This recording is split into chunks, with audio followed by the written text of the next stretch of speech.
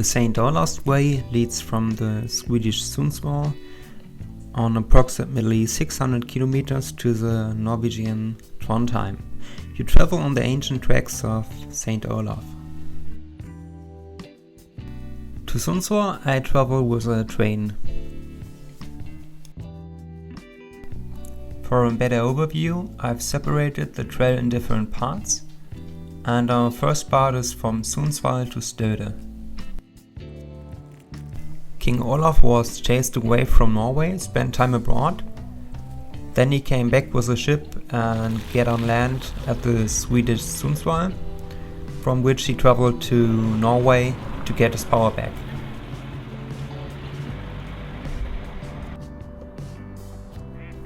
Travelers arriving in Sundsvall by train can follow the route signs for 10 kilometers from Sundsvall station to Seelanger.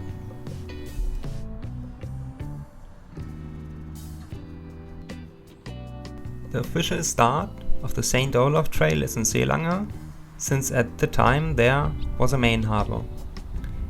In Seelanger you can also get your pilgrim passport to collect stamps along the way.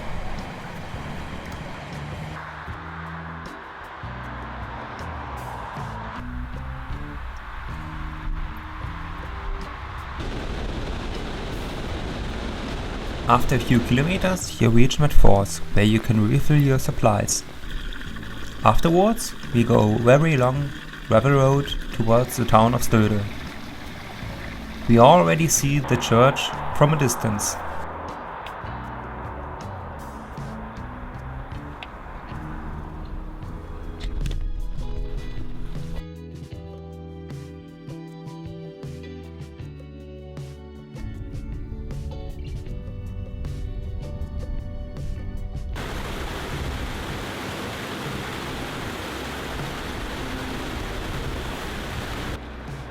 A tent can be placed almost anywhere along the trail, to the Scandinavian right of everyone. In addition, idyllic resting places invite you to spend the night.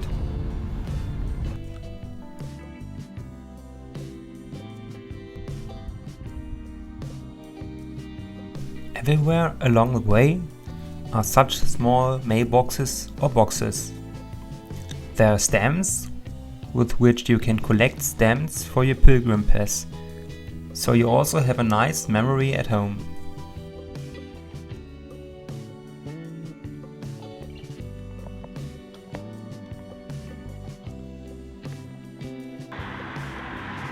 On long walks through the wilderness there are small huts with a fireplace to stay the night.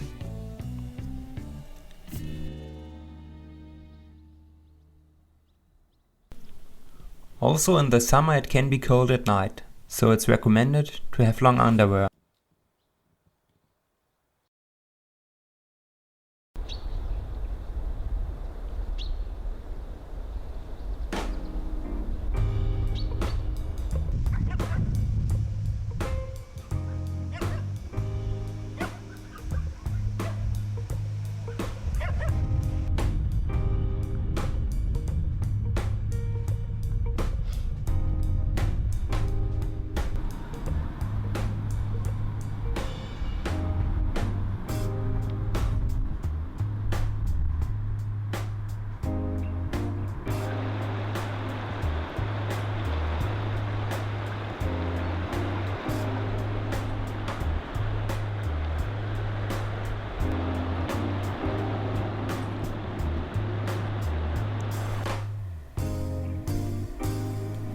For those of you who prefer it, there are several pilgrim huts with single and multiple bedrooms along the way.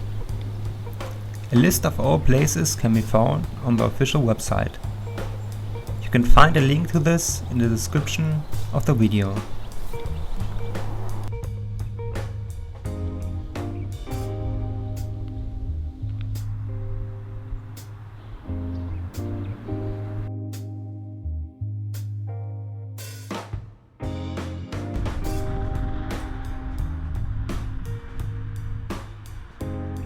The church in BRUNFLO was rebuilt in the 17th century and is dedicated to St. Olav. The tower right next to it served as an accommodation.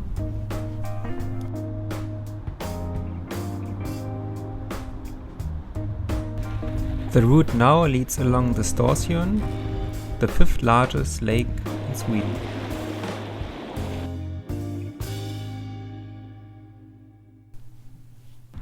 Arrived in Östersund, the path leads us to the Stora Kyrkan, translated, the big church. The church is definitely worth a visit and not just something for religious people. If you like, you can spend a day in the city or go straight to the harbor and then to the island of Frösön.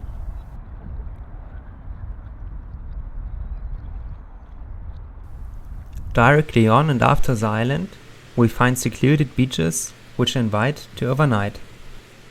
But because the lake is so big, the water is also very cold in the summer. After leaving behind the island of Frösön, you will be in landscapes with a great view. We continue towards Mercia.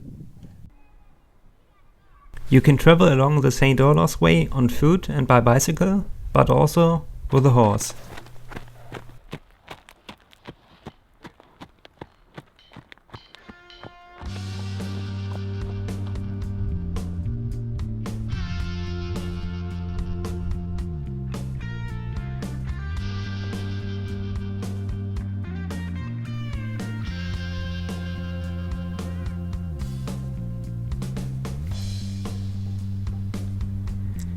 It is at the end of August, and not only the cereals are ripe, but also the berries along the way.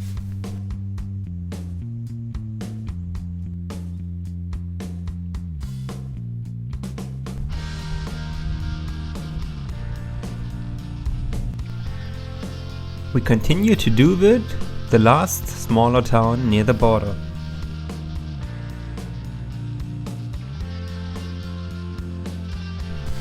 Next to a small pilgrim stand, there is also sometimes a guest book where you can write your name, if you like.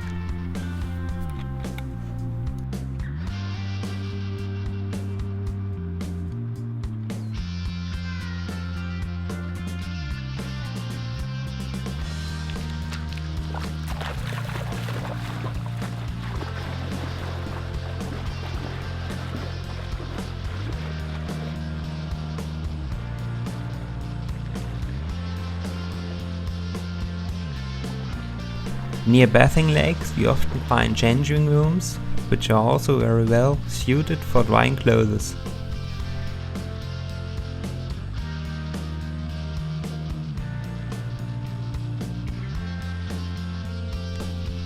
The Aura region around Duvet is a popular winter sports region.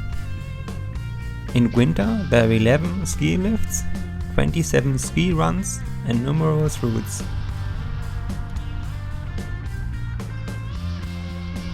The neo-Gothic church, built in 1894, is definitely worth a visit.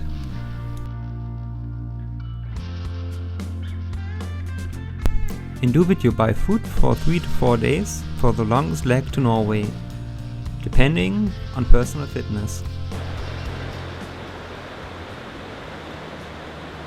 On the way you can make a detour to the Tenforsen, one of the most powerful waterfalls in Sweden.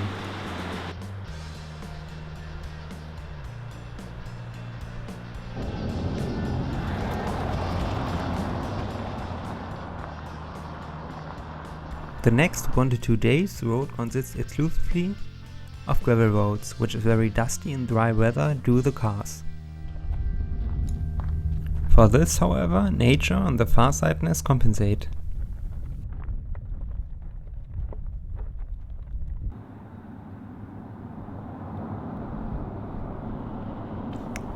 You can stay at the Skarstugen Hotel near the border. Afterwards, the road and the hiking trail separate, and we continue on the Gamlavägen to Norway for the last kilometers.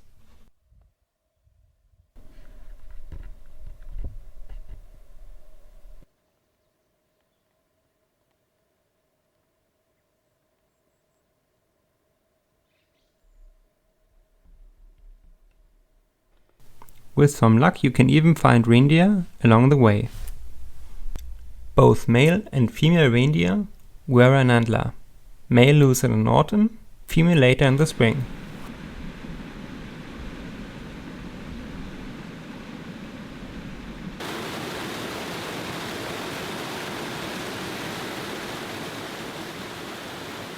If you want to explore the area a bit more, you can also make holidays in the previously mentioned Skarstugen Hotel and go hiking in the summer or skiing in the winter time.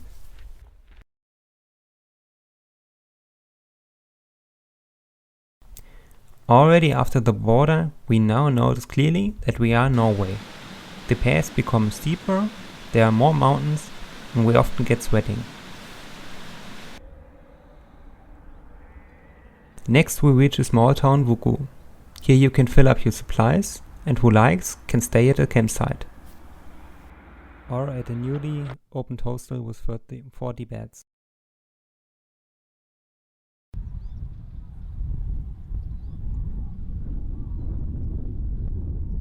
The path continues in the direction of Stiklestad. Here King Olav was killed in the year 1030 during a great battle.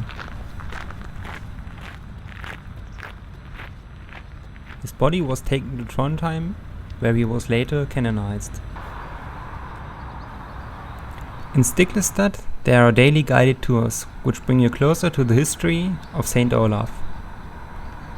In addition to the chapel of St. Olav, there are also various actions and exhibitions. During the summer months, also various events.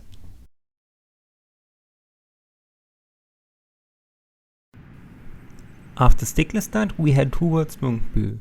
Here the OLAVSWEG separates into the INDRE, the inner, and the Ytre, the outer trail. Both trails lead to Trondheim. If we follow the Ytre, the outer trail, we will come to the small town of Levanger. Then we continue through small villages to Frosta, and then to the island Tautra, from where we take the ferry to Trondheim. Please note, the ferry departs every few days and only until the end of August. The INDRE is about 2 days longer, leads us through forests and untouched nature.